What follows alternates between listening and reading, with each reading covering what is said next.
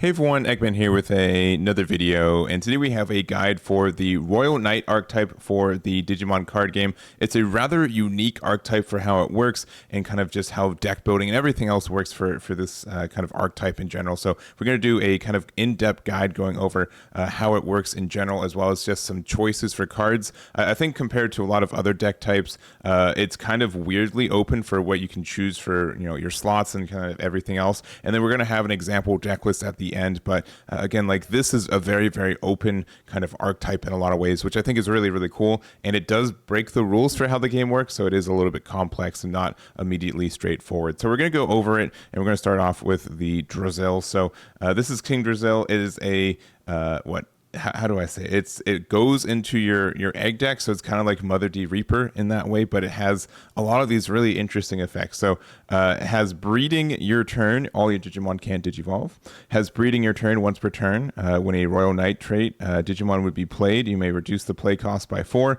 Further reduce it by 1 for each one of these Digimon's Digivolution cards, and then also breeding start of your main phase. And this is not an optional effect. Reveal the top card of your Digi Egg deck, then place that card and all of your Royal Knights traits as your Digimon's bottom Digivolution card. So that's kind of important there. Also, breeding your turn once per turn as an inheritable, which you can put copies of the self underneath itself in your breeding area. When an option card with Royal Knight trait is placed in your battle area, you get to gain 1 memory. So a lot of things going on there, but that's kind of how that works. So as you can see, what pretty much happens is you grab all of the all your Royal Knights at the start of your turn, put them underneath here, but that also will help reduce the cost of playing them outright. This also means that we're not digivolving in this deck. We're more of hard casting these higher level Royal Knights and being able to kind of go from there. So that's kind of how the idea works for this. It's very strange, but you kind of get the groove of it once you kind of play it a little bit. So that's how that works. And then some other kind of support cards. We have the Omekamon. So on play, you get to draw a card. It's not a a Royal Knight. It is a X antibody, which is kind of weird, but I don't think. But draw 1, and then also on deletion, place 1 card with Royal Knights traits from your hand as a bottom deletion card of one of your King Drizzles. So you'll be able to use this to put this more cards underneath your Drizzle, so you can get further reductions going on. And then we have Royal Knights of the Purge, which is a Royal Knight card, which also has delay, which means that it does get the effect. And let me make sure real quick. It's only your turn. You get the memory back. So if you hit this in security, you don't get the memory for playing. That would be kind of busted, but that's how it is. But we have this, and main, you just get to draw 1, and you may place 1 Digimon card from your hand as the bottom evolution card there, and then also on the delay effect, play 1 Royal Knight card from the devolution cards from your breeding area without paying the cost. The on-play effects don't activate, but all the other effects are around, and you also get rush for the turn. So that's kind of like the idea. Like, you just have like some early game where you just kind of stall out. You play some big boys that kind of like interact with your opponent's board, but then later you use this Royal Knights of the Purge, and you use this effect to play a bigger body that has rush, that has all of its like 1 attacking effects and kind of other effects for it, and you kind of go from there. So it's very strong for kind of having a bigger beat stick towards the end of the game. So that's kind of how it works. All right, and real quick, I do also want to mention the Sister Mons. So these are really nice because they are technically Royal Knight support, because they look for either stuff that are named Huckmon or have Royal Knights in their type. So for example, Sister Mon Blanc, you can just play it to draw a card, and then this has blocker while it's out, so it's kind of nice. You also have Seal, which on play reveal the top 3 cards, add 1 with Huckmon, its name, or Royal Knight, and trash the rest. So being able to kind of help cycle your pieces more. And also all your Digimon with Huckmon and Royal Knight gain reboot, so you can reboot if it has blocker after you, like, for example, if you play Royal Knights of the Purge, you play something with blockers, well, you can attack with it. It'll have reboot at the end of the turn, which is kind of nice. You also have this other Blanc from the starter deck that, by trashing 1 card in your hand, you get to draw 2. And then also we have a Digimon with Huckmon or Royal Knight, it gains decoy, red, or black. So when one of your other red or black Digimon would be deleted by opponent's effect, you may delete this instead. So this only protects the red and black Royal Knights, which is not all of them, but it is some of them, and that's kind of nice. And the cycle you get from it is pretty good. So there's also some other Sistermon stuff we'll see, but that's kind of how it is. So, but here are some Royal Knights. We're going to talk about all the Royal Knights that were coming out from this set specifically. We're going to talk about some other ones towards the end as well. But we have this Jessamon on play when Digivolving. Choose any number of your opponent's Digimon whose total DP has up to 6k or less and delete them. For every other Digimon you have in play, add plus 2k to the maximum. So if you have stuff with like your Sistermons out, or even like the Omegamon, that can help you there. And also all turns, all your Digimon will get plus 1k for each other Digimon or Sistermon in its name or Royal Knights you have in play. So this is kind of like okay for getting rid of like some rookies and stuff, but not this one. I don't think is super crazy.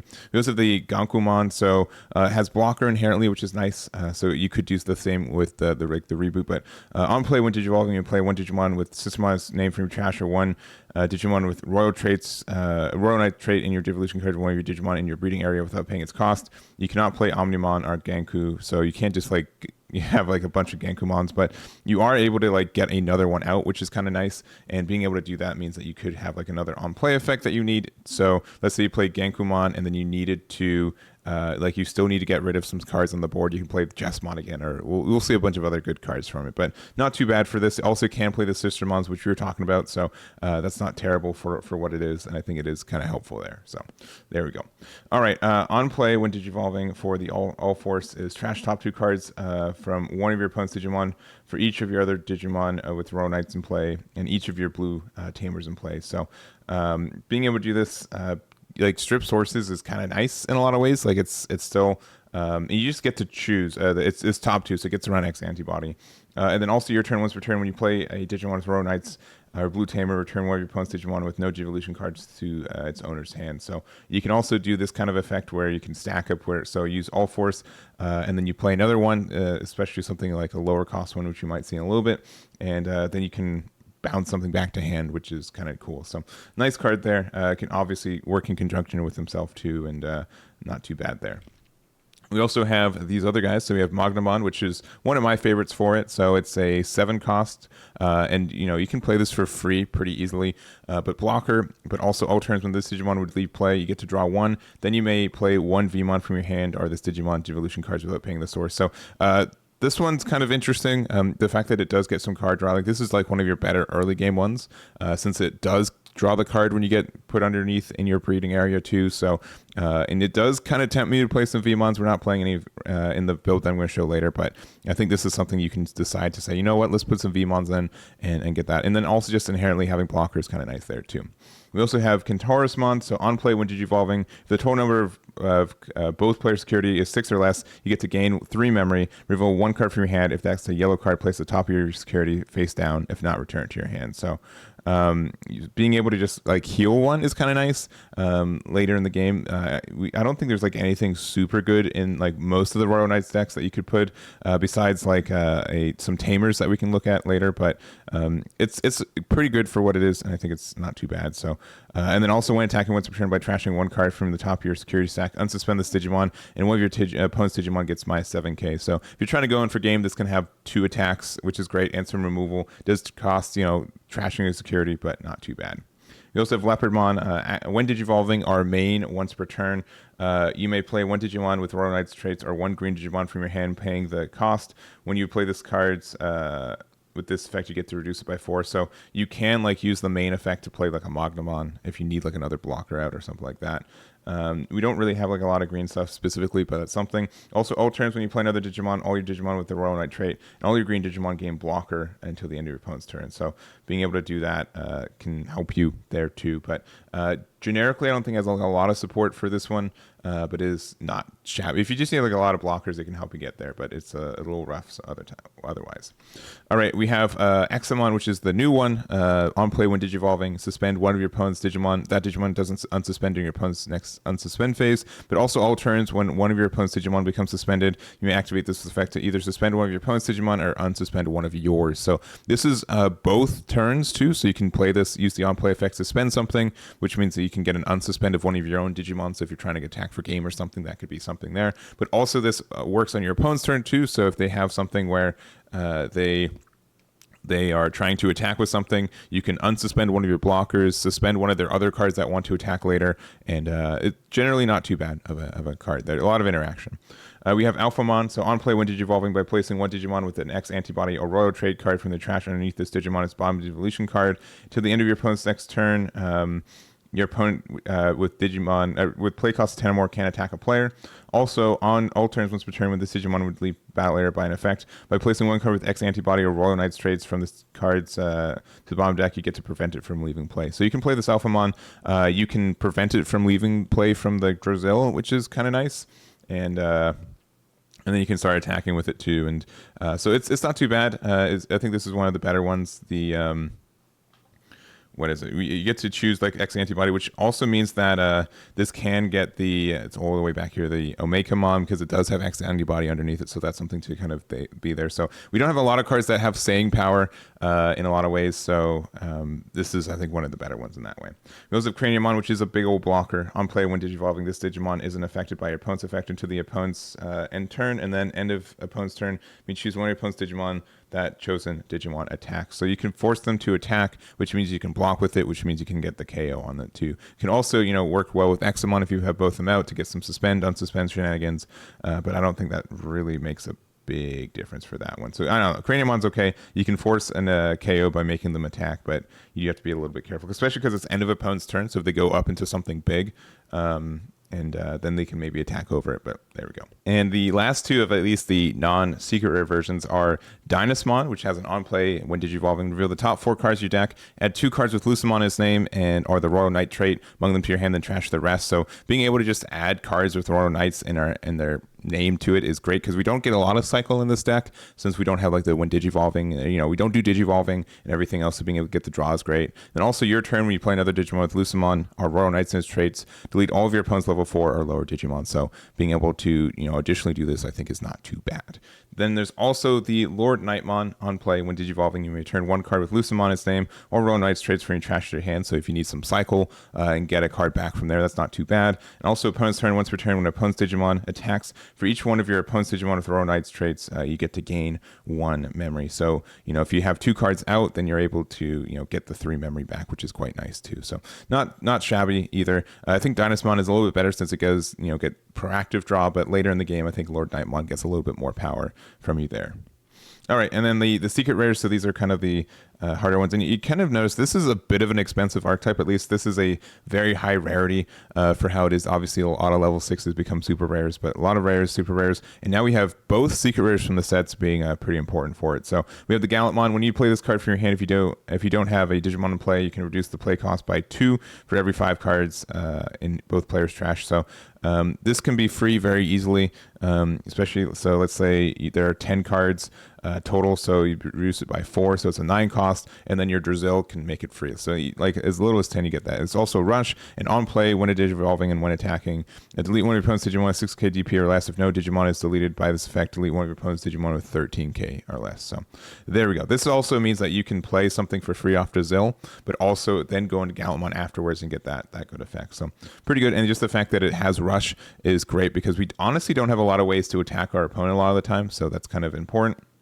We also have the Omnimon. On play, when Digivolving, you may delete one of your opponent's Digimon with opponent's Digimon, or play one of each Digimon card with a different name and with Royal Knights from the Digivolution cards under the Digimon in your breeding area without paying the cost. If you play a Digimon by this effect, trash one Digimon in your breeding area, and all your Digimon gain Rush for the turn. So essentially, this is a mouthful, but you either get to do this or you get to pop your Drizzle, and then you get to just like go out like all at the end, like try to attack as much as you can. So this one could be very strong, but it is a bit of an all or nothing. Yeah, so this is obviously how you kind of win the game. It's kind of like an OTK effect a lot of the time, and just very, very strong. Also, we're just going to go over some cards that aren't in the set. So we have like the Jesmon GX, which I see some people run for this. It is a Royal Knight, obviously. It's also an X antibody, which I guess kind of makes sense, but not like super big. But all turns, where this has a Digimon with Royal Knights in its traits and its evolution cards against Piercing, Blocker, and Security Attack +1, which you can't normally get underneath it, but then you can use like the option card here, which is also a Royal Knight option card. which is important. It can't be obviously played in your battle area, but there it is.